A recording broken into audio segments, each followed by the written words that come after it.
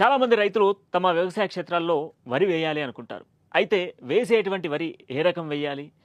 ఎక్కువ దిగుబడి దేంట్లో వస్తుంది అని చాలామంది ఆలోచిస్తూ ఉంటారు. అయితే ఈసారి సరికొత్తగా మీ ముందుకు తీసుకొస్తున్నాం డిఆర్ఆర్ 75. గతంలో డిఆర్ఆర్ 60 దాదాపుగా కూడా ఒక గొలుసుకి సుమారుగా 200 గింజలు ఉండేది. ఒక ఎకరానికి దాదాపుగా కూడా 50 క్వింటాల వరకు రైతు పండించారు.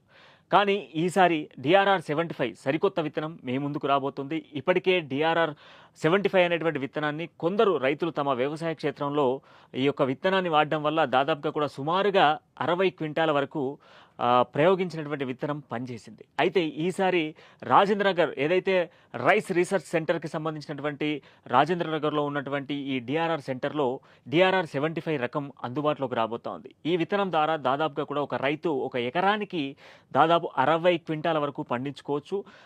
రాబోయేటువంటి రోజుల్లో దీన్ని మరికొత్తగా మెరుగులు దిద్ది దాదాపు ఒక గొలుసుకి 1000 గింజల వరకు వచ్చే విధంగా తీర్చిదిద్దాలి అనేటువంటి ఎజెండాతో కూడా Rajendra Nagar rice research centre వాళ్ళు ఆలోచిస్తున్నారు.